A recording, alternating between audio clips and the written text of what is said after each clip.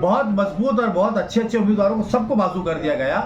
वजह क्या है इसकी तो हमको अंदर मालूम है, लेकिन बाद में इसको खोल के बयान करेंगे। और हमारे खासदार साहब माजी और प्रदेश अध्यक्ष जो परसों के दिन मैंने देखा यूं यूं कर रहे थे अपने बालकनी में से पतंग बता के, तो उनसे ये पूछिए कि आपने ज़िले के अंदर जहाँ पे आप खुद रहते हैं वहाँ पे 0 सीट क्यों आई साहब? टिकट ऐसे लोगों को देखे दिया गया जो 11 साल MIM के खिलाफ में, बल्कि हमें अफसोस है कि हमारे इम्तियाज अली साहब के ऊपर जिन्होंने हाथ उठाया, ऐसे लोगों को टिकट दिया गया। हमको भी यही लग रहा है कि अच्छे काम करने वालों को बाजू रखा गया, और जो तो बस यूं यूं और यूं यूं और यूं यूं के अंदर रह गए आप लोग। तो हकीकत में ज़मीन पे आइए, चाहे इम्तियाज जलील साहब हो या मैं हो, अगर हम लोग मजलिस से हटे ना, दोनों भी कारपोरेटर बन सकते क्या नहीं बन सकते हमारे को गारंटी नहीं है। इसके अंदर कमेटी बनी थी बराबर, लेकिन सिर्फ 2 लोगों की, एक बाप और एक बेटे की। आप राजनीति हर जगह मत कीजिए, अपने लोगों से मत कीजिए, अपने पार्टी के अंदर मत कीजिए, आप अपोजिशन से राजनीति कीजिए। हमारे को अगर हमारा सेटिस्फैक्ट्री जवाब नहीं मिला और एक्शन उनके ऊपर लेने का अगर कहीं हमको नहीं मिला, तो हम हमारी जगह खामोश बैठेंगे, लेकिन हमारी जमात को, हमारी पार्टी को हम नुकसान नहीं पहुंचाएंगे।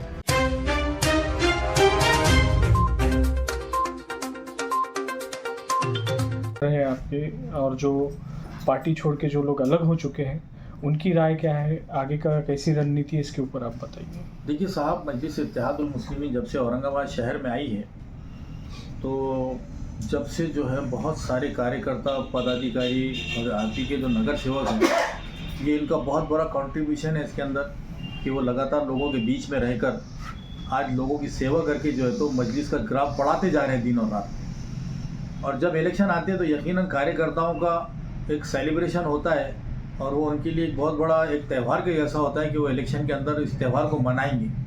और हमारी पार्टी के जो सुप्रीमो यहाँ पर बन के बैठे हैं, महाराष्ट्र अध्यक्ष, उन्होंने बार बार स्टेटमेंट में यही कहा कि हम लोग जो है तो सारे कार्यकर्ताओं के साथ, पार्टी के लोगों के साथ इंसाफ करेंगे। सबसे पहले हम जो है तो पार्टी के लोगों को जो है तो मौका देंगे और पार्टी के लोगों को जो है तो चुनकर लेकर आएंगे। लेकिन जैसे जैसे इलेक्शन नज़दीक आया और उसके बाद में हमने देखा कि हर पार्टी के अंदर एक सिस्टम होता है कि जो है तो जैसे इलेक्शन डिक्लेयर होते हैं तो इच्छुकों के फॉर्म बांटते हैं। फॉर्म बांटने के बाद में एक कमेटी गठित होती है, और उस कमेटी के अंदर उस पार्टी के पदाधिकारी, सीनियर लीडर्स वगैरह जो भी होते हैं, तो बैठ के हर नाम के ऊपर एक चर्चा करते हैं कि कौन सा उम्मीदवार सही रहेगा, कौन उम्मीदवार चुनकर आ सकता है, और कौन से उम्मीदवार की जो तो ग्राउंड रियलिटी क्या है, उसकी ग्राउंड के ऊपर क्या हैसियत है।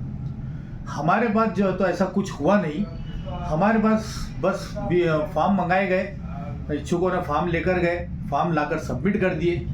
उसके बाद में जो इच्छुकों के तुतुर मुतुर जो है तो एक थूका पॉलिश जिसको कहते हैं, वैसे इंटरव्यूज़ हुए, 1-1 मिनट 2-2 मिनट के लिए गए।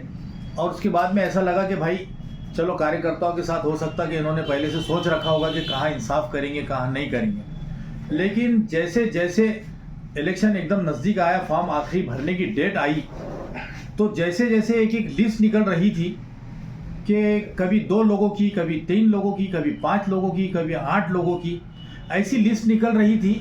और बिल्कुल लोग जो है तो बस परेशान थे, वो साइट देख रहे, रात और दिन जो है तो चेक कर रहे कि जो इच्छुक उम्मीदवार है वो चेक कर रहे। तो उसके बाद में हमको आखिरी दिन जब 3 बज जाते हैं, तो जब तक पता चला कि भाई बहुत सारे जो पार्टी के कारपोरेटर जो दावेदार नहीं बल्कि मजबूत दावेदार जो थे, उनके टिकट कट गए।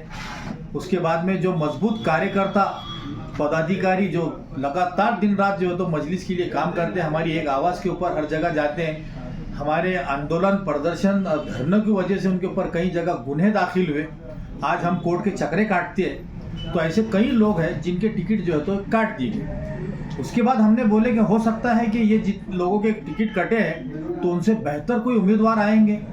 हमने उनके बारे में मालूमात ली, तो कोई राष्ट्रवादी से आ रहा है, कोई शिवसेना से आ रहा है, कोई जो है तो किधर से आ रहा है जिसको पॉलिटिक्स से लेना ना देना, कोई जो है तो रहता है 15 नंबर 18 नंबर प्रभाग में लड़ रहा है 5 नंबर से।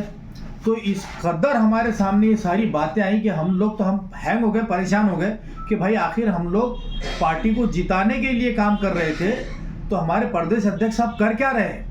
तो जब हमने थोड़ा इसके अंदर झांक झुक के देखा तो समझ में आया, तो कमेटी तो गठित हुई थी, इसके अंदर कमेटी बनी थी बराबर, लेकिन सिर्फ 2 लोगों की, एक बाप और एक बेटे की। ये दोनों ने मिलके तय किया और जो है तो कि हम लोग किन को टिकट देंगे। टिकट ऐसे लोगों को दिया गया जो 11 साल MIM के खिलाफ में, बल्कि हमें अफसोस है कि हमारे इम्तियाज अली साहब के ऊपर जिन्होंने हाथ उठाया, ऐसे लोगों को टिकट दिया गया। शिवसेना से लाकर जो है तो आपने टिकट दिए यहाँ पर, जिन लोगों का पार्टी से कोई लेना देना नहीं है ऐसे लोगों को टिकट दिया। अच्छे मजबूत दावेदार, हमारा एक आप बोल रहे हैं कि हमने ग्राउंड के सर्वे के हिसाब से जो तो टिकट बांटे। अब मैं आपको 2 एग्जाम्पल देता हूँ। संजय नगर बाईजीपुरा, शेख अहमद बोल के वहाँ से एक रनिंग कॉरपोरेटर है जो कि पार्टी के लिए ज़िला सदर की हैसियत से भी काम कर चुके हैं, लेकिन जब उनको टिकट देने की बारी आई तो वहाँ से कितने किलोमीटर दूर कोई एक हमारे पार्टी के रहते हैं जिम्मेदार, तो उनको लाकर वहाँ पे डाला गया। उनको भी नहीं मालूम कि मेरे को कहाँ से दे रहे, क्यों दे रहे। अब आप बोल रहे हैं कि ग्राउंड सर्वे करे, भाई साहब उन्होंने आपके पास फॉर्म भी नहीं भरे थे, वहाँ से उन्होंने टिकट भी नहीं मांगे थे, तो आपको ये सर्वे अचानक कहाँ से प्रकट हुआ आपके गोदी के अंदर कि भाई ये आदमी को यहाँ से लड़ाना चाहिए। ये बात समझ के बाहर है। उसके बाद में हमारे एक असरार भाई बोल के बहुत बेहतरीन कार्यकर्ता है हमारा, उसको टिकट दे दिया गया, उसको टिकट दे दिया गया। सर्वे तो आ गया होगा ना आपके पास, इसीलिए टिकट दिए होंगे आपने। फिर बाद में क्यों टिकट, उसका टिकट कर करके हमारे वाजिद जागीरदार जो कि वो भी उम्मीदवार के दावेदार, मजबूत दावेदार है, वहाँ से आपने एक उसामा बोल के कैंडिडेट, जिनको मजलिस की विचारधारा से मोहब्बत नहीं, मजलिस से मोहब्बत नहीं, मजलिस के मतलब कायदे कानून मालूम नहीं, 11 साल में मजलिस का कोई स्टेज कभी उन्होंने शेयर नहीं किया, आज हरा दुपट्टा डाल के वो भी आ गए यूं करने के लिए। तो ये क्या वजह है भाई। उसके बाद में एक मोहसिन बोल के हमारे भाई है, हमारे को उनसे पर्सनली वो नहीं है, लेकिन हमारा बोलने का मकसद वो है कि हमारे वहाँ पे आपने सर्वे करवाए, तो वहाँ पे हमारे 2 उम्मीदवारों ने जो है तो बहुत पुराने, एक तो नगर सेवक विकास एड़के जो बहुत मजबूत दावेदार ग्राउंड के ऊपर काम करने वाला, दूसरा दावेदार कुणाल खरात, जिसको बोलो दिल्ली जाओ दिल्ली जाएगा, बिहार जाओ बिहार जाएगा, अपने खर्चे से जो है तो मजलिस के लिए दिन रात काम करता है। आपने उठा के ये दोनों को कट कर दिए, जबकि उन्होंने टिकट नहीं मांगे साहब ने। तो ये कौन से सर्वे में आए और ये कौन से सर्वे में गलत आए, ये तो हमको मालूम होना चाहिए ना साहब, कि ये सर्वे हो रहे कैसे। बताया तो ये जा रहा है कि जिन लोगों के सर्वे अच्छे आए थे उनको टिकट दिए गए। अरे इनके सर्वे ही नहीं हुए ना, जिन्होंने टिकट मांगे ही नहीं आपको वहाँ से, वो सर्वे नहीं आए ना आपके पास में, तो आप कहीं ना कहीं जो है तो चूक रहे हैं और ये आपकी गलती है, आपको मानना पड़ेगा। क्योंकि आपके टिकट गलत देने की वजह से हम लोगों की मेहनत, नासिर सिद्दीकी ने ना अपने लिए ना अपने परिवार के लिए टिकट मांगा था। टिकट हम ऐसे बेहतरीन उम्मीदवारों के लिए मांग रहे थे और मैंने अपने आप को इलेक्शन से दूर इसलिए किया था, मेरे परिवार को भी, क्योंकि मैं ग्राउंड के ऊपर MIM के लिए बहुत मेहनत करूंगा। जो हम लोग पिछले टाइम दूसरे नंबर की पार्टी थी, अब की बारी को हम 1 नंबर पार्टी बनने के लिए पूरी कोशिश कर रहे थे। लेकिन आपने कैसे टिकट दिए साहब कि जो लोगों का जो है तो ग्राउंड के ऊपर कुछ काम नहीं है, आप उठा के एक बहन और एक भाई को दे रहे। वहाँ पे असलम पठान हमारा मजबूत उम्मीदवार, हमारा जमील पटेल वहाँ पे उम्मीदवार, वहाँ असद चाउश उम्मीदवार, ये इसमें से हटा के आप जो जिसको मजलिस का कोई अलिफ भाला मालूम नहीं है उनको टिकट दिए। एक जगह आप उठाते 2 कार्यकर्ताओं को बेचारों को उठा के 15 और 16 उनका लेना ना देना वहाँ पे, वहाँ से आप उनको लड़ा रहे हैं इलेक्शन, जबकि वहाँ के लोकल के हमारे कई कार्यकर्ता है जो कंटिन्यूअसली 12-14 साल से जो है MIM के काम कर रहे हैं, सबको बाजू कर दिया गया।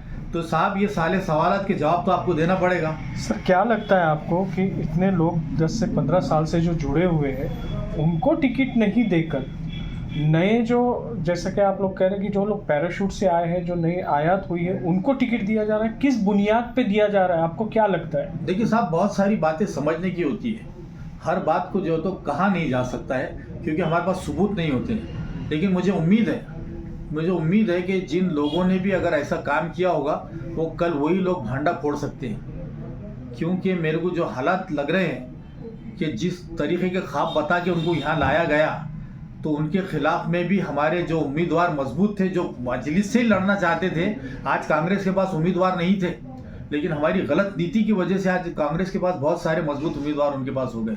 अगर वो मजबूत उम्मीदवार उनकी उम्मीदों पे खरे उतरे तो यही उम्मीदवार कल आपके सामने आके क्या बोलेंगे वो मेरे को उसका अंदाज़ा है, लेकिन मैं आज बोलूँगा नहीं। सर अभी आपका इस विषय में जो है असदुद्दीन ओवैसी साहब से कोई बातचीत हुई है? आपने आपका पक्ष रखा है उनके सामने? देखिए, सारी मैंने चीज़ों मीडिया के के लिए? ज़रिए और उनके जो एक पीए साहब यहाँ पर आए हुए हैं उनसे हमारी सारी बात हुई, उनके सामने सारी बातें रखी। हमने यही कहा कि कुछ लोग मजलिस को बढ़ाने के लिए बहुत कोशिश कर रहे हैं और हमारे खासदार साहब माजी और प्रदेश अध्यक्ष जो परसों के दिन मैंने देखा यूं यूं कर रहे थे अपने बालकनी में से पतंग बता के, तो उनसे ये पूछिए कि आपने ज़िले के अंदर जहाँ पे आप खुद रहते हैं वहाँ पे 0 सीट क्यों आई साहब? क्या वजह है कि आपका खाता भी नहीं खुला नगर परिषद के अंदर?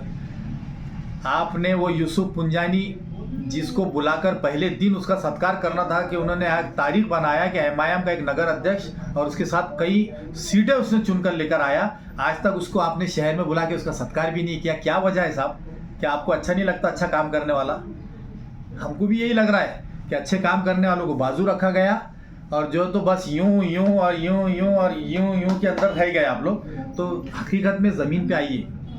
ये जो नगर सेवकों ने काम किए ना औरंगाबाद में दिन और रात, तो ये उसकी एक चमक है। हमारे पीछे हमारी पार्टी तो यकीनन है, हम भी पार्टी के साथ में, हमारे सदर असदुद्दीन ओवैसी साहब साथ में। बहुत सारे लोग बोलते हैं कि आपको 2-2 मरतबा जो है तो एमएलए का इलेक्शन टिकट इम्तियाज़ जलील साहब ने दिया। साहब उनको भी टिकट दिया गया असद साहब के ज़रिए, मुझे भी टिकट मिला असद साहब के ज़रिए। हमने लड़े एमआईएम के बैनर के ऊपर। यकीनन चाहे इम्तियाज़ जलील साहब हो या मैं हो, अगर हम लोग मजलिस से हटे ना, दोनों भी कारपोरेटर बन सकते क्या नहीं बन सकते हमारे को गारंटी नहीं है। ये बात मैं भी मानता हूँ। तो ये ना समझे कि जो है तो इन्हों बहुत बड़े वो हो गए हैं, कुछ नहीं है। सारी चीज़ जो है तो बैरिस्टर साहब के हाथों की वजह से, उनके वजह से है। हम लोग भी उनकी वजह से हैं और उनके साथ में है। लेकिन ये निर्णय जो लिए हमको बहुत खतरा लग रहा है, हमारे को डर लग रहा है कि हमारी मेहनत जो हम लोगों ने 12-14 साल से की है, तो कहीं हमारी ये मेहनत ज़ाया ना हो। हमारे को बस इसी का दुख है, तकलीफ़ है कि हमारी पार्टी कहीं पीछे ना आए। तो इसके लिए बैरिस्टर साहब ने अभी भी बहुत बेहतरीन सोचते हैं। वो जो सोचेंगे हमको हुक्म देंगे, उसके बाद में हम जो तो हम बैठ के फाइनल करेंगे। फिलहाल वक्त चर्चाओं में ये चीज़ आ रही है, सुने आ रहा है कि कहीं ना कहीं आवेसी पैनल बोल के भी आप लोग बना रहे हैं। ये कहाँ तक सच है? मार्केट में इस तरीके की बातें हो रही है? देखिए, मार्केट में बहुत सारी तरीके की बातें होती है, लेकिन हमारी तरफ से ऐसी कोई बात नहीं हुई, ना हमने ऐसा कोई काम किया और ना करेंगे। हमने आपको पहले से कहा कि हम एमआईएम के साथ थे, है और रहेंगे, लेकिन हमारे काम करने का तरीका क्या होगा वो हमारे को भी नहीं मालूम। आज हम लोग सब लोग बैठेंगे, काम करने का तरीका देखेंगे हमारा क्या है। उसके बाद में जनता जनार्दन भी हमारे साथ में, बहुत सारे लोग हैं, हज़ारों लोगों के मुझे फ़ोन भी आ रहे हैं, मिल भी रहे हैं। जो लोग जो है मजलिस को बढ़ाने के लिए कहीं ना कहीं से ताकत देते हैं, उन लोगों को भी इस बात का बुरा लग रहा है कि हकदारों को हक मार के ऐसे लोगों को लाया गया जिसका मजलिस से कोई लेना देना नहीं है। और ये बताया जा रहा है कि बैरिस्टर साहब ने जो है तो ये फाइनल किए। बैरिस्टर साहब बहुत बड़े आदमी हैं, वो नेशनल लीडर है। उनको ये नहीं मालूम कि ये गली के अंदर का कार्यकर्ता कौन है, कितना सक्षम है, क्या करेगा। ये आप रिपोर्ट अगर आप उनके नाम पे डाल के कर रहे होंगे तो आप भी यहाँ पे भी उनको चूक रहे कर रहे हैं। बैरिस्टर साहब को इसमें गलत मत ठहराइए आप। बैरिस्टर साहब आमदार खासदार के टिकट करते हैं, लेकिन यहाँ पर आपको जिम्मेदारी दिए थे ताकि आप ईमानदारी से निभाएंगे, लेकिन आपने उसके ऊपर उतरे नहीं है साहब। आपको ये गलती मानना पड़ेगी। अगर इस शहर की राजनीति देखें तो आज जो है भाजपा की और शिवसेना की भी युति नहीं हो पाई है। कहीं ना कहीं आघाड़ी भी जो है एक अलग से बटी हुई नज़र आ रही है। तो स्ट्रॉन्ग होल्ड एक हिसाब से एमआईएम लग रही थी, लेकिन अब जिस तरीके से ये घटनाक्रम सामने आया है, तो क्या आपको लगता है कि इसके अंदर चुनाव में इस पार्टी पे सीटों पे असर होगा आने वाले रिजल्ट? यकीनन आज जो गोल्डन चांस हमने टिकटों की वजह से गंवाया है, मैं तो दुआ करूंगा कि अल्लाह वापस किसी न किसी तरीके से हल बना के जो है तो एमआईएम को फिर से पार्टी बनाए। लेकिन हकीकत यही है कि बहुत गोल्डन चांस जो था, ये टिकट बंटवारे की वजह से आज हमारे हाथ से जो है तो कहीं ख़राब ना हो जाए। क्योंकि ये टिकटों के बंटवारा जो हुआ है ना, ये आपको मैं ऐसी कई मिसाल बताऊंगा कि जो कहीं का कुछ भी नहीं है, जिसका लेना देना। आज आवाम भी ये बोल रही कि हम इन पे कैसा भरोसा करें, क्योंकि इन्हों रहते वहाँ पर लड़ा रहे यहाँ से आप लोग। इन्हों लेडीज़ है, बिल्कुल उनको कोई उनके फिजिकल फिटनेस नहीं है, कुछ भी नहीं है बेचारे, उनको चलने के लिए तकलीफ है। ऐसे लोगों को ऐसा पकड़ के 2 लोग लेकर आ रहे हैं, इंटरव्यू देने लगा रहे, जबकि ज़मीर अहमद खादरी साहब, शेख अहमद है, रफ़ीक चीता है, ऐसे रफत यार खान है, अबुल हसन हाशमी है, विकास एड़के है, कुणाल खरात है, बहुत मजबूत और बहुत अच्छे अच्छे उम्मीदवारों को सबको बाजू कर दिया गया। वजह क्या है इसकी तो हमको अंदर मालूम है, लेकिन बाद में इसको खोल के बयान करेंगे। सर जिस तरीके से इत्तेहाद की बात की जा रही है, पार्टी का भी नाम इत्तेहाद आता है बीच में, तो क्या आने वाले वक्त में आप लोग एक होने के चांसेस है?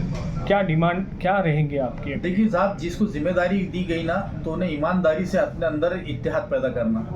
जब आप आपके कारपोरेटर के बारे में बुग़्ज़ रखते हैं, आपके निष्ठावंत कार्यकर्ताओं के बारे में आप बुग़्ज़ रखते हैं, आप अपने पदाधिकारियों के बारे में बुग़्ज़ रखते हैं, तो आप इत्तेहाद की दावत देने का आपको हक नहीं है। पहले आप अपने दिल को अंदर ज़रा संभालिए। आप राजनीति हर जगह मत कीजिए, अपने लोगों से मत कीजिए, अपने पार्टी के अंदर मत कीजिए, आप अपोजिशन से राजनीति कीजिए। आप डोंट एवर गिव अप वाला मामला मत कीजिए कि मैं किसी को ऊपर नहीं आने दूंगा, ये आपके लिए गलत बात है। आप और आपका बेटा कौन होता है फैसले करने वाला? पार्टी के मालक जो है तो सारे लोग असदुद्दीन अवैसी साहब है, और पार्टी के वाक़े में अगर कोई है हकदार है तो वो जनता है, और जनता जनार्दन ने जिन लोगों को चुनकर दिया है उनमें से चुने हुए लोगों की बात आपको सुनना पड़ेगी। आप और आपका बेटा कैसा फैसला करते हैं, ये गलत बात है आपकी। सर आखिरी सवाल कि अब जो है 2 दिन के बाद से जो है प्रचार शुरू होने वाले हैं, तो उस टाइम आपकी भूमिका क्या रहेगी? यानी आपके साथ साथ जो काफ़ी सारे नगर सेवक जो अलहदा हो चुके हैं, इन सबको मिलाकर आप क्या करने वाले हैं? क्या उन्होंने जो कैंडिडेट दिए हैं उनका प्रचार करेंगे या कुछ और करेंगे? देखिए, अभी तो हम हमारी जगह खामोश बैठे हैं। हमारा ज़रा ख़तई इरादा नहीं है कि हमारी पार्टी को हम लोग डैमेज करें, हम नुकसान पहुंचाने की नीयत से ज़रा भी नहीं है। हमारे को अगर हमारा सेटिस्फैक्ट्री जवाब नहीं मिला और एक्शन उनके ऊपर लेने का अगर कहीं हमको नहीं मिला, तो हम हमारी जगह खामोश बैठेंगे, लेकिन हमारी जमात को, हमारी पार्टी को हम नुकसान नहीं पहुंचाएंगे। ना कोई गट अलग से तैयार करेंगे, ना कुछ करेंगे। जो लोग हमारे कारपोरेटर या जो हमारे पदाधिकारी अगर किसी पार्टी में चले गए, तो उनके लिए हम जाके मेहनत भी नहीं कर सकते, क्योंकि हम हमारी जमात और हमारी जो तो आइडियोलॉजी के साथ जुड़े हैं, ये आइडियोलॉजी के साथ में है। बस हमारी नेक ख्वाहिशात है कि उनका जो भी करे ऊपर वाला बेहतर जो रहा है उनके लिए उनके करें।